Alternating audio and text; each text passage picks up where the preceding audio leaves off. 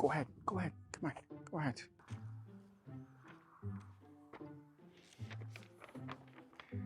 Let's start this. Okay, hold on. Let me get the microphone ready. The video is ready. Okay. Okay, 3, 2, go. Oh, yeah. Oh. Flip it. Good job. Flip it. Okay. Okay. Hey guys, I bought this Grand Highlander from Toyota Dixon. Be more excited. More excited. Be more excited. Yeah. And they were very nice. Great experience. 5 stars. And John here helped me with everything. The service was very smooth. And and you know, follow John on Instagram and get your Toyota from them. They are very good. Talk about the interest and very good interest rates. Am I good? Yeah? Nice work. All good? Okay.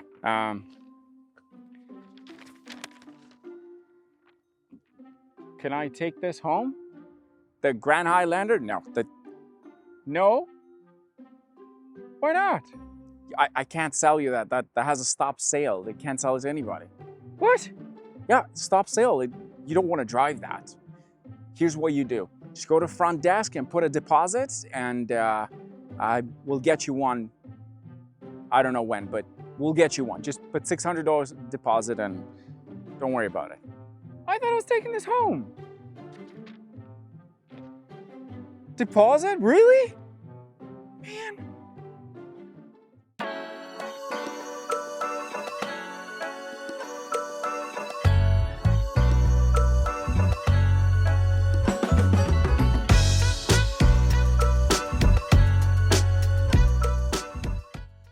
This is the 2024 Toyota Grand Highlander, the first ever Grand Highlander. And when I drove it for the first time, I really like this thing. And in fact, this is so good that it's taken a lot of sales out of the Highlander. Although they call this the Grand Highlander, I've said this before, looks very much like a Grand RAV4, front and back. But I have to say, even though there's a stop sale on this thing, I do think this is a great product. And then we have the 2024 Chevy Traverse. This is redesigned in and out, and now it's even bigger than the outgoing model. In fact, it's bigger than this, the Grand Highlander. This is about 204.5 inches long. That's about 201.4 inches long. And for this year with the Traverse, we've got new interior, more tech features, different design. And with this package, we have the Z71, which is essentially an off-road package. But we're in Canada, so we don't really get to choose what or which trim to pick or what trim we need. We just get them and we compare them, and that's what we're gonna do today.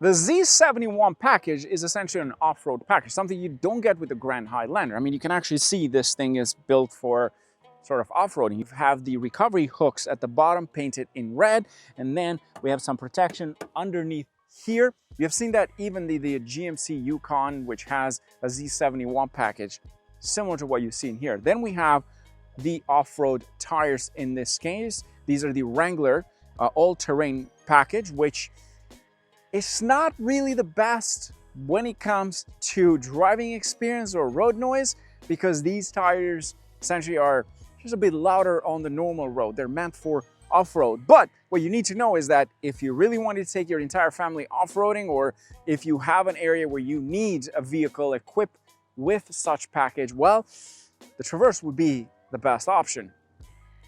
When it comes to exterior design, the Chevy Traverse looks a bit more, well, like a pickup truck. Meanwhile, the Toyota Grand Highlander looks very much like a Toyota RAV4, but on steroids. But I have to admit, when you look at them side by side, the Chevy Traverse does stand out a bit more.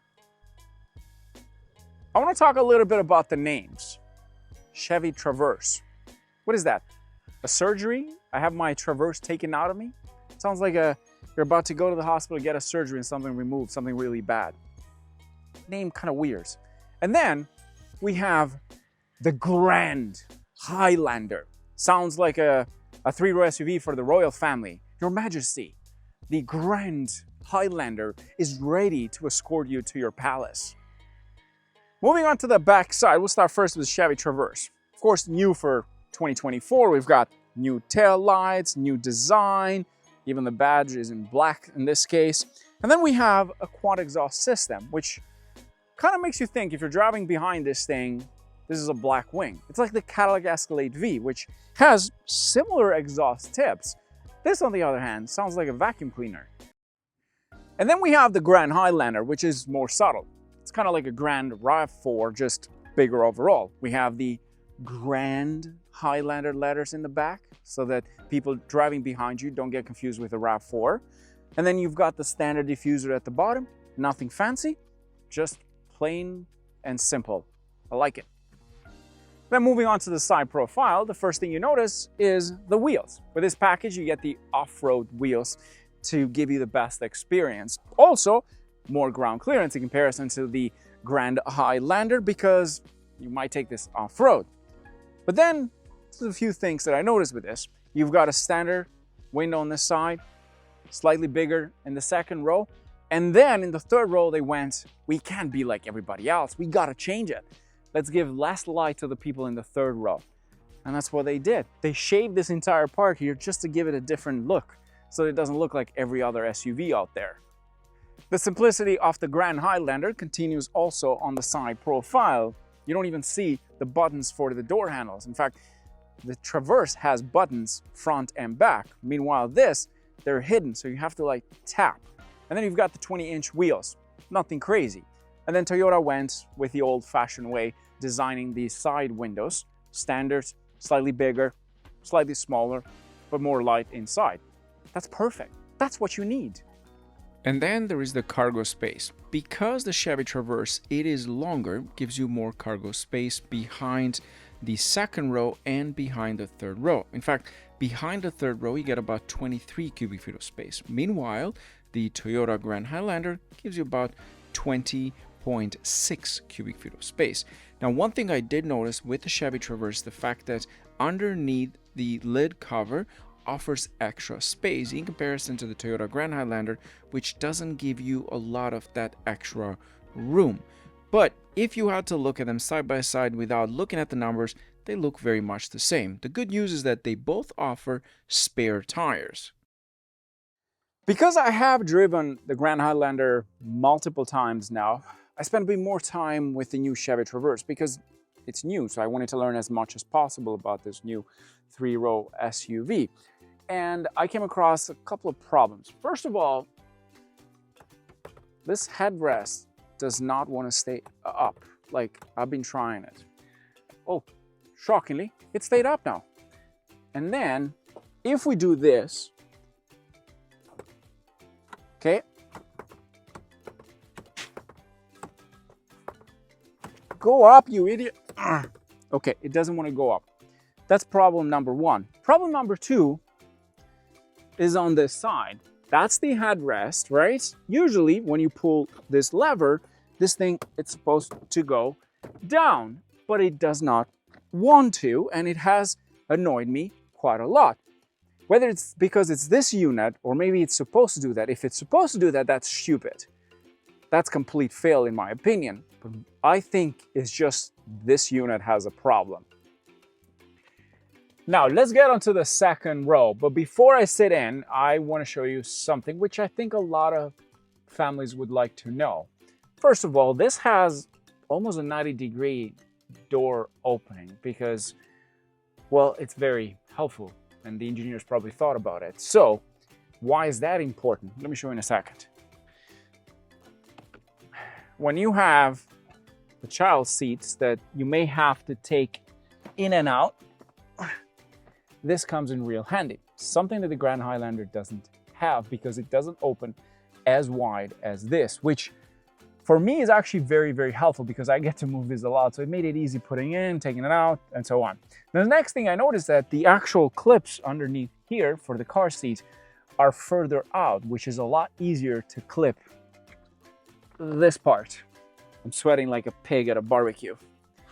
First of all, we've got 7 seats with this package, but you can get up to 8 seats with the Chevy Traverse. Same with the Toyota Grand Highlander, between 7 or 8. This one has the captain chairs in the middle. And then you have nothing in here, so you can make use of this space. In terms of tech features, this package doesn't have heated seats in the back, but you do get a climate unit plus 2 USB-C ports.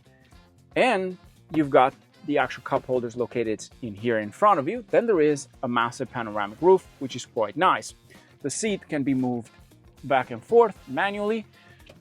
But if you wanted to get into the third row, which I'm going to do next, and this is the part that I hate the most, what you do is there's a lever on the side, you pull that, and you can do this. Or there's a lever at the top, you do that, and it actually moves forward a lot, which means it gives you a lot of space. I'm going to try and complete this challenge of getting to the third row. First of all, I have to admit, lots of space getting to the third row because the way this thing is designed, it's actually quite smart. And there we go. So, what is it like to be in the third row of this thing? Honestly, for someone that is 6'2", very comfortable. Minus the fact that visibility is very poor thanks to that silly design they did on the outside with shrinking the third window. Why? Just because of design? We need light in the back, people. It's dark here. Thankfully, there's 2 cup holders. There's a USB port so that at night you can have your screen on and it will just brighten the entire area. For someone my height, it's actually quite comfortable and not something I expected. I mean, look at the headroom in here. Look at that. There's about a hand of space between my head and the roof. It's actually very comfortable. It's also a lot easier coming out of this thing. So let me try this and we're out into the Grand Highlander. First of all, you can move this seat back and forth like this. No, that's the wrong one. Like that. You can do this to fix it. And this one, it's actually very small. It feels very small in comparison to that Traverse. Now, what it does offer, which I really think is smart, is the fact that you get this centerpiece. Now look at that. Even my camera guy went like, what? This is quite nice. Why? Phone, water, keys, coins, whatever. If you have kids, this is brilliant. I loved it the first time. I think Honda was the first one to do this with one of their models, or it was Acura, something like that. I can't remember, but they did this. The next thing is that this does come with panoramic roof, even though it's not the fully loaded version, which is quite nice. You do get heated seats in the back, something you don't get with that package. And you can get 7 to 8 seats. In this case, with this package, we've got 7 seats. You've got 2 captain chairs in here and 3 in the back. Having said that, to get into the second row, well, you've got a couple options. First of all, you got to fold this thing and push it all the way forward, which I have to say, it's not the best out of the two. In fact, this gives you less space to get into the third row, which makes it pretty hard and a bit more challenging for someone my height. And here you go. Definitely better in the Chevy. But having said that, I do find the Chevy to have more headroom in the third row. This one makes it very tight, but you can push the seats in the third row further back. The problem is that you reduce the cargo space behind the third row, which might not be nice. The great thing about this, though, is that you get better visibility because you've got larger windows, which I actually appreciate because you don't get a sunroof in the back. You've got 2 USB-C ports, 1 on each side, tons of cup holders in here, same thing on that. But that's about it. Now, if I had to do the stupid thing and push this thing all the way to the back, which it doesn't want to, okay, I can't move this. How do I do this? Okay, hold on. Oh, there you go. Okay, so that should be enough to give someone some space. Overall, leg room, it's actually not that bad, but I will say the Traverse had more space in the third row. It's larger, and I felt more comfortable. Here, not so much. It's not as bad, but not as good as that. It's a bit tight. Would you agree? Yeah? It looks tight because you can see it from there, right? Yeah, he agrees. Anthony agrees. So let's try and come out of this thing. A lot easier in the Traverse. This one is tight. let's jump into the front row. What do we have in here? Of course, for 2024, the Traverse has a new interior, but not really new to me. In fact, I drove the Acura SDX last week, and the steering wheel, it's exactly the same. That car, it's no Acura, that car is a GM car. It's a Chevy in and out. This one has got a massive curved display, including the infotainment display and the cluster. Really nice overall, massive, and you do get an Android-based user interface. So that means you can download apps from Google Store, and so on. It has built-in Apple, but then you have to have it connected to Wi-Fi, which means you may have to pay internet the entire time. But if you don't like that, you can just connect your phone wirelessly and use that, or maybe connect your phone to the system and you share your data, which is something that I can't do because I can't share my data. That means the Google Maps in the system makes it useless unless you want to pay that monthly, which is pretty silly. Let me put it that way. Having said that, this is a massive upgrade for this vehicle because the old one, well, was pretty freaking old. This one, it feels much more upscale, and you get Super Cruise. For the ones that don't know what Super Cruise is, essentially self-driving on major highways. There is this light at the top here that turns green when it's on, detects the lanes, it knows where you are, it knows it's a major highway.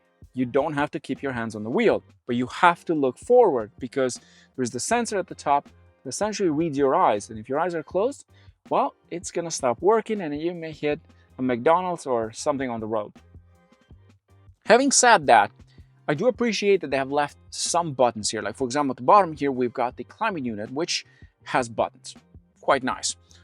Also, you've got a nice steering wheel in this one with the Z71 package and lots of tech features. You've got a wireless charging pad, lots of compartments. We've got 2 cup holders here, more space in here. There's a massive armrest, which has more space underneath.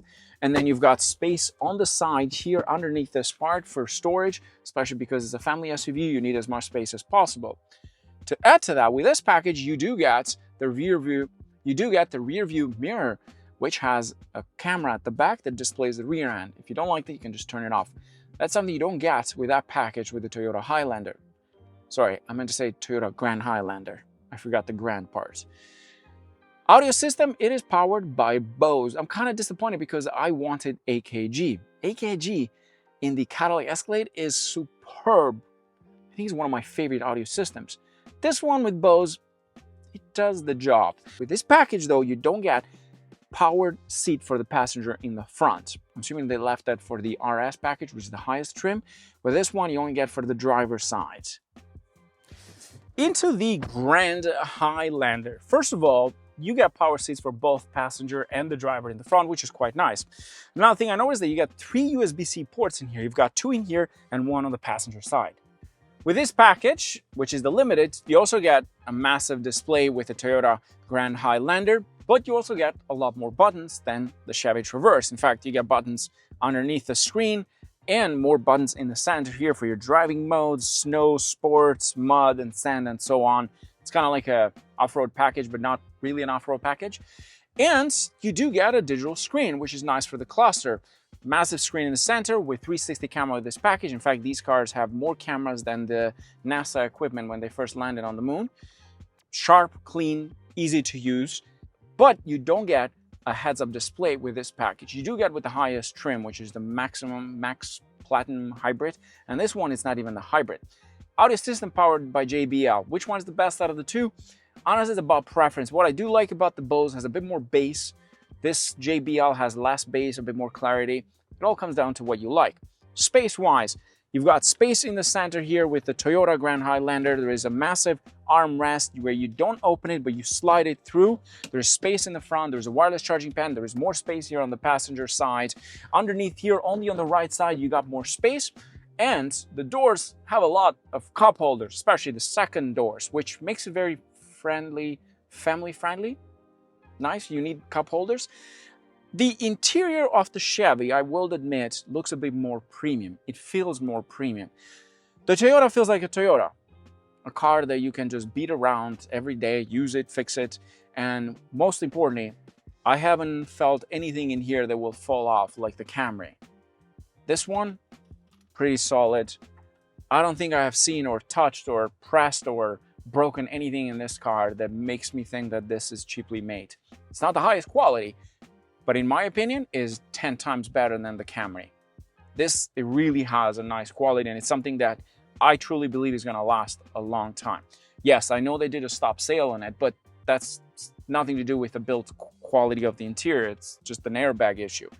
I think the Toyota on the inside will be a lot easier to keep clean because it doesn't have a lot of glossy finish, just the screen.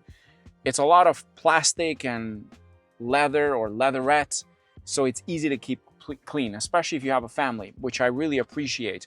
A lot of features in here. You got heated seats and ventilated seats in the front, which is nice with this package, and you have a dual climate zone. I think overall, I kind of prefer this interior because I find it to be more usable, and I'm not worried about just throwing things around and scratching anything. This to me feels more durable overall. The glossy black interior might look nice and shiny, but fingerprints everywhere, not my favorite thing.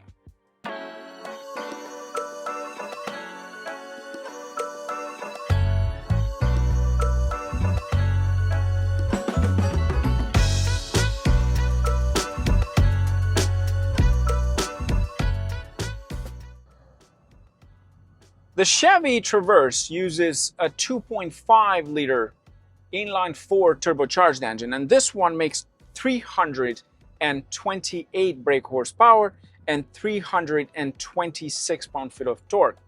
Uses an 8-speed automatic transmission, and it is all-wheel drive. But in this case, actually 4-wheel drive, because you can switch between 2-wheel drive and 4-wheel drive. Currently driving in 2-wheel drive. And one thing I found interesting with this system is that when it thinks it needs a 4-wheel drive, it actually suggests you to switch to 4-wheel drive. It happened to me the other day. It was raining, was a bit slippery, going uphill, and it said 4-wheel drive suggested. So it works really well. And having a 2-wheel drive system also gives you better fuel efficiency. But having said that, what does the Toyota Grand Highlander offer? Well, it offers 2 engines, one that is non-hybrid and then the other one which is hybrid. I have driven the hybrid Max in this case, and compared that to the small engine, compare that to the non-hybrid, there's definitely a difference. The Chevy engine is much more responsive. In sport mode, the Chevy pulls, you put your foot down and it pulls hard. It might not sound as loud as it looks from the back, but it actually pulls pretty nicely. Fuel efficiency numbers. Now, we drove all day today, and I've been driving all week this thing. And here's some of the numbers that we got. The Chevy, the best we can get was 8.8 liters per 100 kilometers. It actually still shows me that. That's the best that we could get. The average right now shows about 11.2, but that's because I'm driving in sport mode. In fact, I'm just gonna switch to normal mode. But that is the best. The Toyota, on the other hand, with that engine, we're able to achieve about 10.2 liters per 100 kilometers, which is roughly about the same as what Toyota claims for that specific engine. Of course, the hybrid is, let's say, more fuel efficient. I've had that, I've done long tests on that thing, and it's superb for the way it's built. And I will definitely go for the hybrid. Now, what is it like to actually drive this for day to day? Here's the first thing that I noticed jumping from the Grand Highlander to this.